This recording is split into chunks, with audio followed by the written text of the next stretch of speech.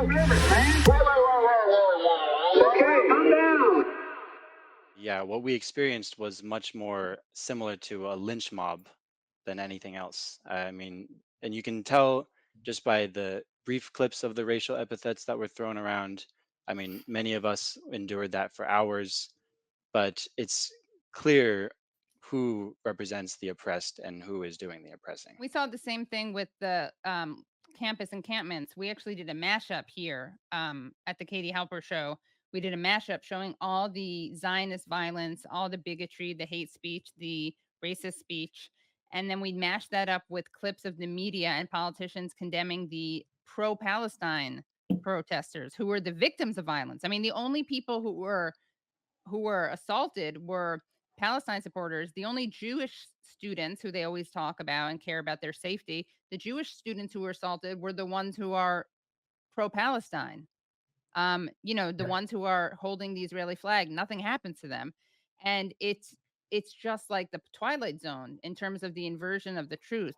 We have a really great tweet that I thought put together this double standard. This is from Dan P. Sheehan on Twitter. Let's take a look at this tweet, which goes through the double standards. He writes on MSNBC, Jonathan Greenblatt of the ADL compares keffiyeh to a swastika. On CNN, Van Jones compares keffiyeh to a Confederate flag.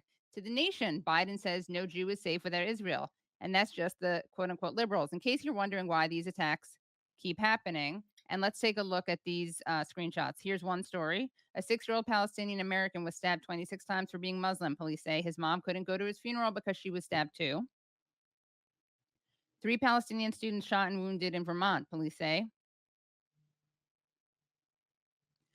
Man is charged after hitting pro-Palestinian protester with his car. 2 pro-Palestinian demonstrators whom the driver, Reuven Kahani, was arguing with were also arrested and charged. And by the way, Reuven Kahani is related to Meir Kahani, the fascist racist. And next one, this is a recent story. A woman reportedly attempted to drown 2 Muslim Palestinian children in a pool in Texas. This is from CARE.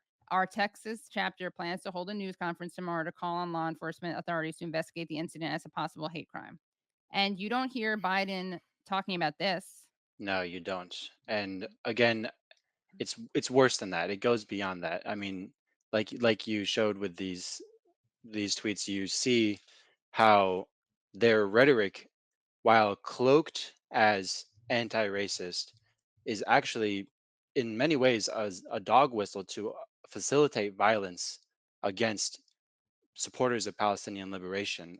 I mean, the fact that this continues to happen in our locale over and over again, and all the LAPD and Karen Bass have to say about it is the fact that we disrupted a war crime in Los Angeles is absurd. They did not arrest a single person from what I saw the entire time that they were inflicting their violence, the Zionist mob. Do you know who they did arrest? A couple who was in their car. They pulled them out, arrested the 2 of them who they were trying to leave, and there was a baby in the back of the car, and the police took the baby too. And they detained, on top of this, I think 4 or 5 more of our community members and held one of them for an extended period of time. And I just can't fathom this disconnect. These politicians are weaponizing their rhetoric against us in order to keep us silent, in order to keep us scared to keep showing up. And I think they've been doing this for 9 months, and they've been doing this for much, much longer beyond that. And the truth is that, especially in this last 9 months, we have seen the community become so resilient to this kind of repression. I mean, we've been arrested, we've been beaten, we've been gassed, we've had explosives thrown at us, we've had people come at us from every angle. Skunk water at Columbia. Exactly. I mean, we there were mice released at the encampment at UCLA, Wooden planks, hit with wooden planks. playing loud music all night to keep people awake. I mean, it's insane that they're resorting to torture tactics that, take place in our homeland. Unfortunately, there's another layer of irony for you.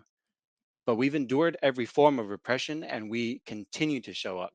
That's what I want to stress, and that's what I want to make sure that Karen Bass knows. I want to make sure that Gavin Newsom and Genocide Joe Biden understand that they've been trying to shut us up for 9 months now, Mm. and we've only gotten louder. We just launched our Mask Off Mersk campaign, where we are targeting this shipping and logistics company that handles the weapons that American corporations build and send to continue the onslaught on our families. We've lost 40,000 martyrs in Gaza in 9 months, and it's because Israel has murdered them with our weapons, with American taxpayer money. And despite everything, we are continuing to remain focused, we are continuing to remain targeted, and we will continue to confront Zionism wherever it appears. Remo, I want to know how you became an organizer. I've always been proud of my Palestinian heritage growing up, but I think for the longest time I was depoliticized about it. I understood it in, this sort of post Oslo two-state framework. I thought J Street were the good guys, and uh, that was pretty much how we were taught in public school for K through 12 the entire time. Every time we encountered the question of Palestine, it was always accompanied by Zionist talking points, and it was always presented as this obscure, confusing issue that people should just leave alone, right? And guess Complex. who? Guess who benefits from people Right. leaving it alone? Um, and I think actually that reminds me of a poster that I saw. And Rich, to your point too, this sort of concept of indoctrination. I saw a poster in this neighborhood that we were in on Sunday that read across the top, "Is your first grade teacher talking Palestinian genocide? It's time to send your kid to a Jewish school."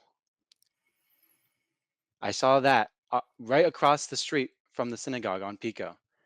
And to me, I mean, I wasn't shocked by the message.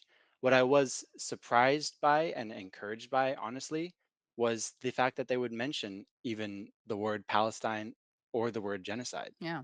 which I think they would have never had to concede that sort of ground 9 months ago. So the public pressure is working, the narrative is changing, and more they're having to confront their indoctrination to the point where they're circling the wagons now. They're saying, if your first grade teacher is telling the truth to your kids, send them to one of our institutions and we'll make sure they stay hidden, right? As for me, I think I was really politicized as an organizer when I went to university, and it started out with labor organizing. Um, and I remember even the labor organization that I was involved with was very vocal about Palestinian liberation, which struck me because none of the campaigns that we were embarking on necessitated that sort of solidarity.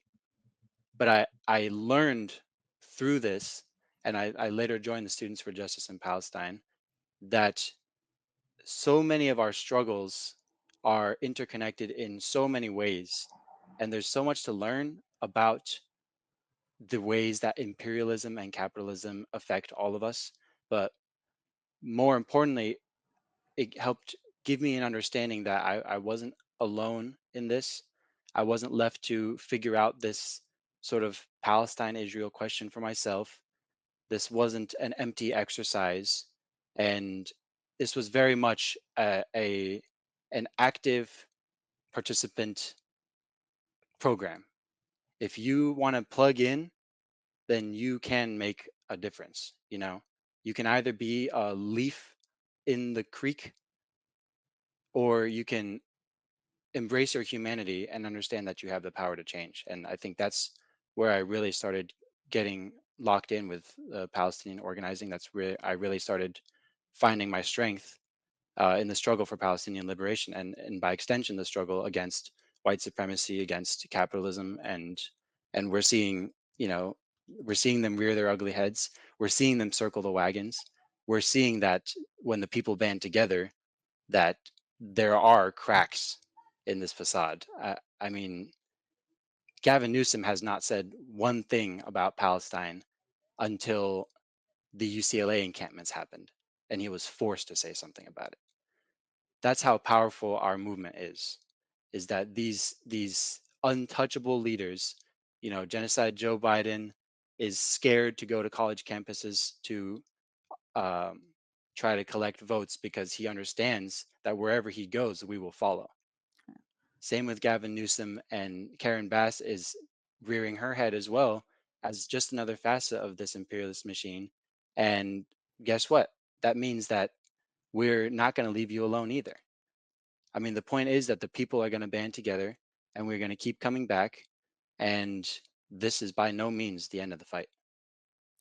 And it's so depressing. Karen Bass is someone who like went to Cuba with the Venceremos Brigade, and yet total Zionist talking points being spouted by her.